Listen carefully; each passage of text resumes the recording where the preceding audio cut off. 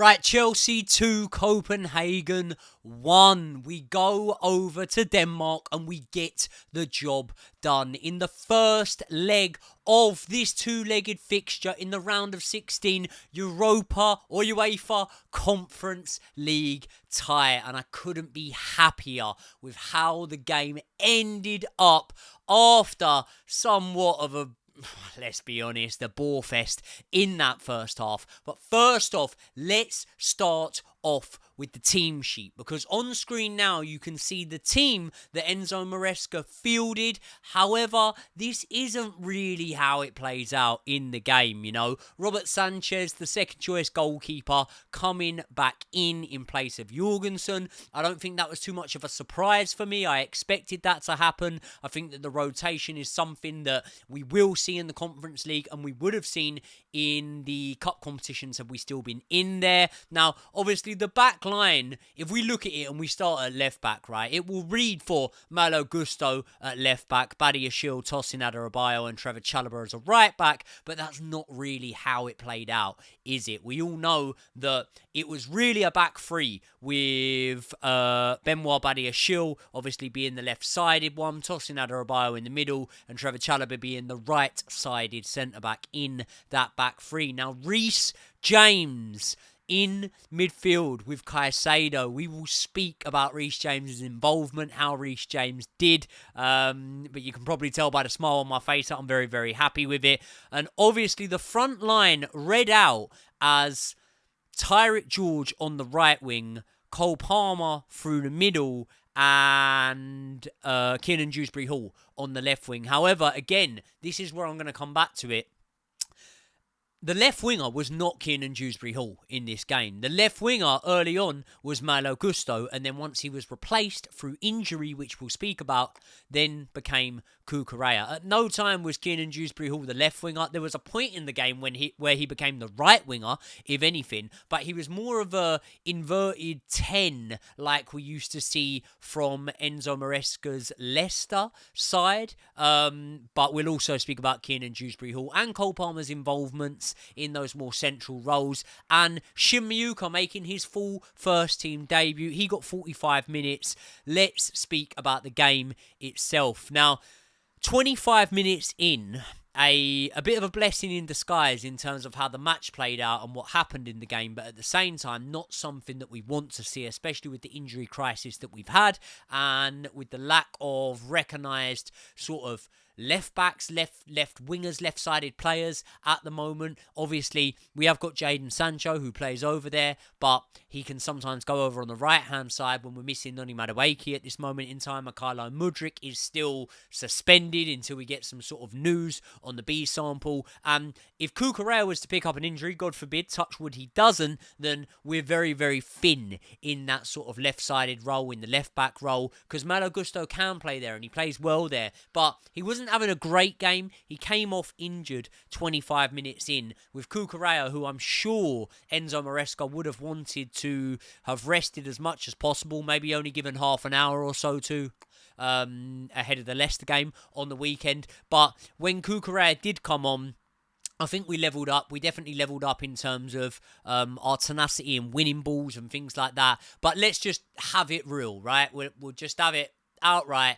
The first half was a stinker. It was shit. We had two shots. One of them was a Tyrick George header that went off target. One of them was a half chance that Cole Palmer sort of snatched out on the volley. It went wide. The better chances in the first half, albeit they were very, very limited, came from Copenhagen, but they didn't really test us at all. One save I can remember Robert Sanchez making. I've just done a 2-hour live stream, people, so forgive me if I skip over bits and pieces. But when I was going in at half-time, there was a few people in the live stream and they were saying to me, how are you being so positive? You know, like, why are you being so positive at this moment in time when we've just had a shit first half? And it's like, well, what do you want me to do? Like, do you want me to completely lose my lid and just go over the top? Because the reason why I'm being positive, and we've got to define what positivity is in this fan base, I think. Because I think that there's a large amount of this fan base that think it's one way or the other and that there's no middle ground, right? If I was sitting there at half-time going, I'll tell you what, 83% possession. That is brilliant. 421 passes. That is absolutely brilliant. And ignoring the fact that we hadn't had a shot on target, then yeah, I would be being positive. But I wasn't doing any of that. I was saying that our creativity looked shit. I said that the fact that, you know, we were playing with a side who haven't gelled together and haven't really played together, especially along that front line in the way that Maresca had set us up, was hindering us, and there was nothing really to get excited about and whatnot. So I don't know where the positivity thing comes from. It's more so just because I'm not being a reactionary fan that wants to sit and bash Chelsea at half-time and then big them up at full-time when we win. Because it might not be the Chelsea of old, ladies and gentlemen. I understand that.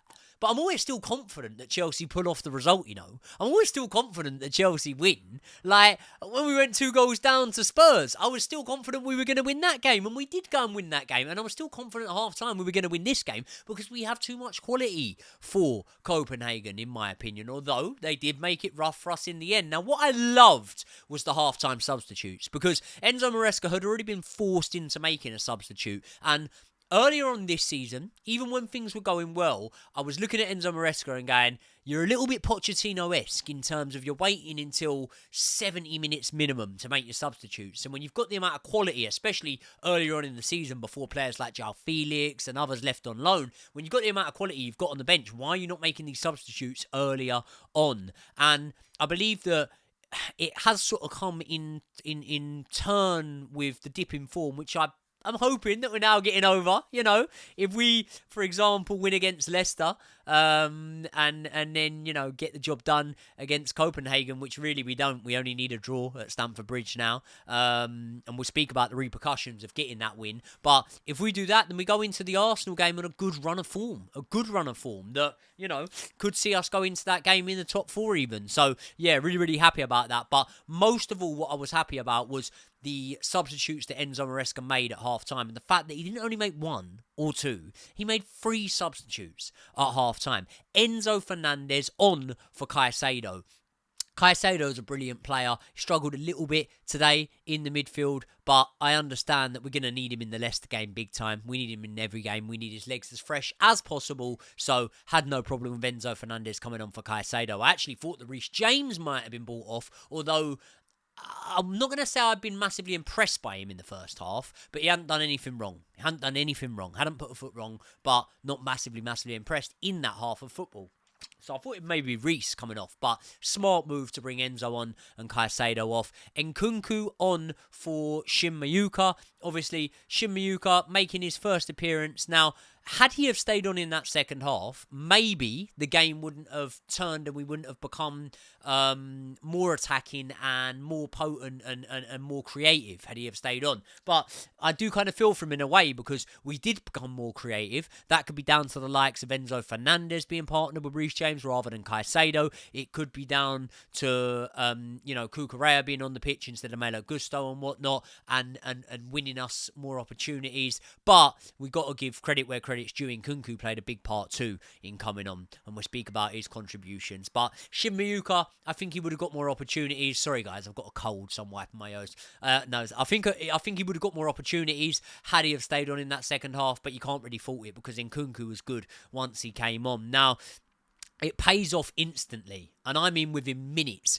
of the restart. Right, people, I just want to quickly take this opportunity to tell you about new partners of the channel, Squawka. When you're in the YouTube industry like I am, there is a certain type of service that you could very much do with having on your side, and that is the service that stops you making blunders. And when I'm preparing for some of my videos, I use the website Squawka to use the player comparison matrix, and that helps me get a better understanding of comparing the players that I'm talking about. For example, a lot of you guys know that for every Chelsea game, I put out my preferred starting lineup, and I do look into the underlying numbers of the players I'm picking and the players that I'm comparing, and that's where Squawka comes in. They offer the best player comparison matrix on the internet. The website is so efficient and so easy that even I can use it. For example, when I'm picking from Chelsea's 30 to 40 odd wingers that we've got at the club, I can very easily jump onto Squawka and see how their stats compare. But you don't need to be a YouTuber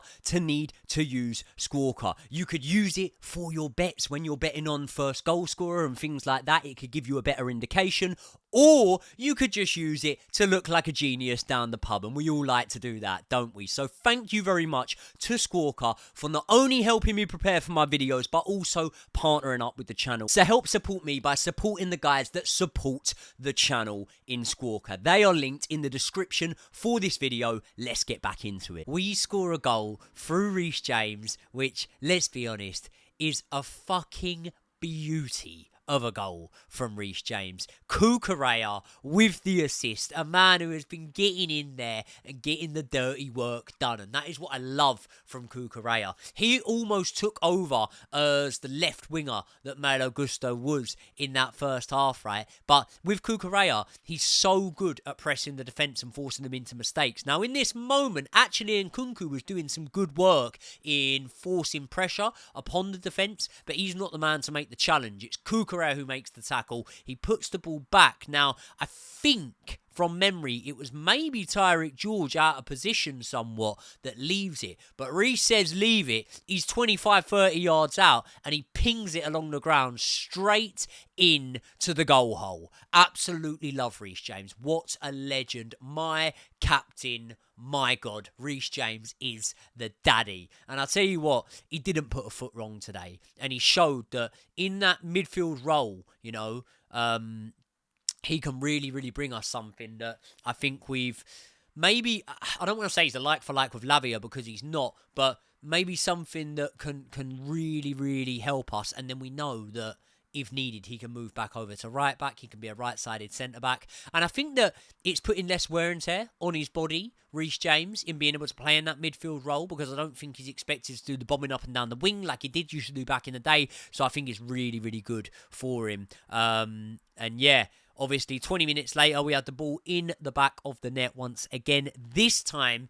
it comes from a similar sort of situation, pressing them up the flanks. It is Nkunku who threads the ball through to Tyreek George. Tyreek George now on the sort of left-hand side rather than the right-hand side. He cuts it back, and at the first time of asking, he doesn't need a touch. Enzo Fernandez puts it past the goalkeeper. Placement shot. It sort of curves outwards, actually. And I've got to speak about Enzo Fernandez, man, because earlier on in the season, and there's still clips that resurface, earlier on in the season, I was questioning whether or not, you know, that he was the player that I felt that we had bought, that he was going to be, and that the player that I was seeing on international duty time in, time out of Argentina. Because he would play, in my opinion, kind of average-ish for Chelsea, but then he would go away on international duty and rip it up and play really well. And I'd think, well, is it a Chelsea problem? Is it a system problem? And stories were coming out about him being uncomfortable and wanting to leave and whatnot. Enzo Fernandez has showed so much fight for the badge and proved so many doubters, including myself, wrong this season that, yeah, hold my hands up to it. I was wrong to ever doubt Enzo Fernandez. And doubt is the key word there, because that's what I did. I never wrote him off. And I openly admit on the channel all the time, you've probably heard me say it 100 times, I actually ripped Cucurella off. I thought after seeing a season or so of Cucurella that he wasn't up to scratch, and I've never been more wrong on anything in my life. I think he's one of our best players, and doubting Enzo Fernandez is something that I think was justified at the time, because I think you could see that he wasn't providing goals and assists. His shooting, in my opinion, was poor last season, apart from that free kick at Aston Villa. But now his shooting's really improved. He's laying on assists. He's looking more creative. I think that Maresca's getting the best out of him and Caicedo, and it's just brilliant. It's so good to see. He makes it 2-0. And again, right, this is where I have to credit this Chelsea team, because with 10, maybe 15 minutes to go if you include extra time, Copenhagen do pull one back. It's a good set piece. Is there anyone really at fault? You could say Levi Colwell could be a few steps back, but he doesn't know that the ball's going to go to the man behind him. Kiernan Dewsbury Hall, a few people were saying, was kind of at fault for it. I would look at it and I would say, with Robert Sanchez, although the ball is kind of straight at him, not straight at him, but it's not in the side of the goal, I don't blame him, because a ball that's whipped in that well, and a ball that ends up, coming off the head of a Copenhagen player with that power and speed is not something I really expect you to save, even if it's not right in the corner. But then when you get a hand to it, it kind of makes me feel like, you got a hand, man. It's the sort of thing that Onana gets a hand to and he parries it out in front of him and then someone scores a tap-in. But at least he saves it in the first attempt. Do you know what I mean? And when he got a hand to it, I kind of felt like, I should have done better there, So, sorry, guys. Got a runny nose. Could have done a little bit better, maybe Robert Sanchez, but overall I thought his contribution was pretty good today. Does that mean that I would field him in the next game? Does that warrant a start against Leicester? No, not for me, because I do feel like Robert Sanchez is a bit of a ticking time bomb. And listen, Philip Jorgensen may be the same. There's been reports that have come out this week of Petrovic staying. Now, if that's the case, that is music to my ears. I would absolutely love it, because I think if he stays and Enzo Maresca is given the opportunity to work with him, believe me, he will start him. He will start him. Because you can say, he wants a ball-playing goalkeeper. None of these boys are great ball-playing goalkeepers. Yeah? I'm not saying Petrovic is the answer to a ball-playing goalkeeper. He's not Alisson 2.0 or Edison 2.0. But I tell you what, I think he's just as good as Jorgensen and as good as Sanchez. So there you go. There's my thoughts on that one. But either way, I'm not going to stick the knife in. Sanchez was all right today. He was all right. Listen, the repercussions of this game. Obviously, players like Cucurella, maybe Enzo Maresca, wouldn't have wanted to get as many minutes today. Would have wanted him to be a little bit fresher for that Leicester game. Obviously, we picked up an injury of Malo Gusto. The good news is we do have players returning from injury. Benoit Badiashile looks solid out there tonight. Looks good enough. Was surprised to see him straight back in, but, we're coming towards the end of the season now. Let's just get the boys that we know are performing well back in there. And Benoit Badiashile's levelled up this season in comparison to maybe even the start of the season, and definitely last season. I think he's got a lot better. I think that apart from Malo Gusto going off injured and Cucurella maybe having to play more minutes than he would have wanted, I think that we can still go in quite fresh to that next game.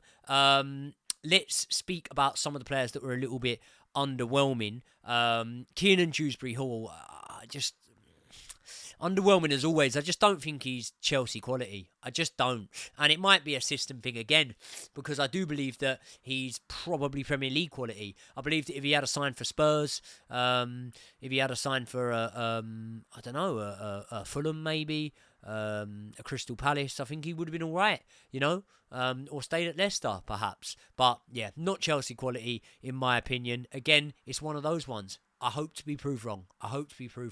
But yeah, he didn't really do much for me tonight. Swapped positions a few times during the game, which obviously would have been managerial instructions, and it's hard to do, but at the same time, didn't think much of it. Cole Palmer, quiet tonight. And it begs the question, was he quiet, or do we just set way too high a benchmark when it comes to Cole Palmer and expect miracles in every match? I don't know. He had two opportunities. One of them was a half chance. One of them went close, just wide of the post. I think it took a deflection, but yeah, it was nice to kind of see him more on the right-hand side, which I believe he did, because Dewsbury-Hall was in the centre a bit at a time. But yeah, it looked a bit of a kerfuffle there up top, so not too sure really. What I do know now is hopefully we come through this Leicester game without any knocks, without any injuries, without any crises, and without any suspensions and whatnot. If we can come through that game, then obviously the game at Stamford Bridge against Copenhagen now becomes one where I know it's only a 1-goal lead, but we do have the luxury here of being able to maybe rest a few players, maybe, hopefully, have a way better first half and be able to sub a few players off, and then have a few fresher legs for the important one, which is the Arsenal game away at the Emirates. We haven't won away there since the Lukaku and Reece James game, 2-0, I believe. Tell me if I'm wrong, but I don't think we have. So yeah, it would mean the world for me, especially after the thumping we took there, humiliating loss last season, for us to win there, and to have any chance of doing that against this Arsenal side. we're going to need fresh legs, and they'll have fresh legs, because although they're playing in Champions League at a higher level, I believe they're playing on the Wednesday, we're playing on the Thursday, and not only that, they won 7-1 against PSV, didn't they? So they'll just rest everyone they can, if I'm being completely honest, because they know they're going through that tie.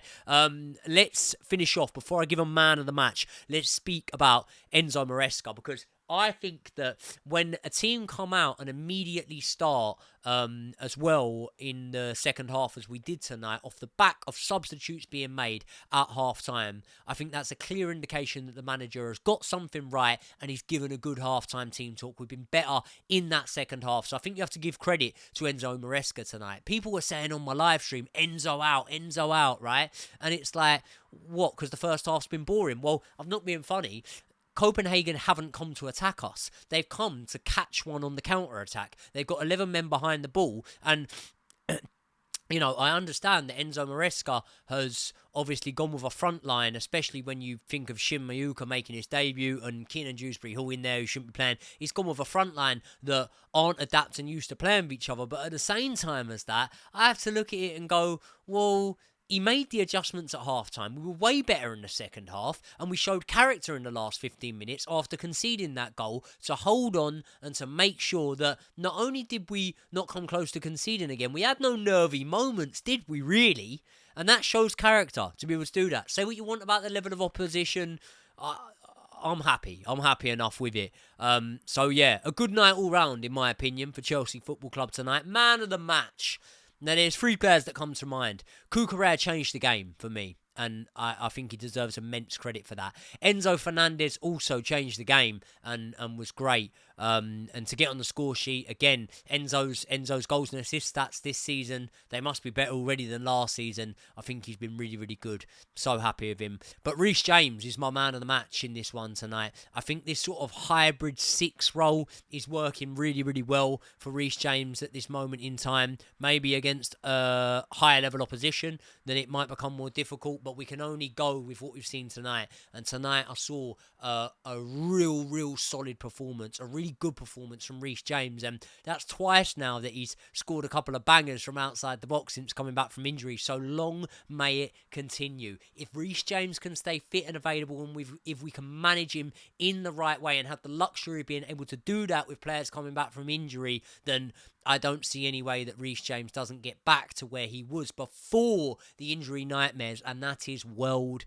level, my friends. And who even knows where he plays now? Who even knows where he plays? Is he a right back? Is he a centre back? Is he a midfielder? He can do it all. You could stick Reece James up top and I'd be confident he'd score a goal. I'll tell you that. So the boy is an absolute fucking legend, and that's why he's the captain. But, you know, the vice captain Enzo Fernandez turns up tonight. Enzo Maresca, I'm happy with the work he did at half-time. Cucurella was great. Let me know your thoughts in the comment section below. Obviously, I'll be getting a Leicester preview out for you guys.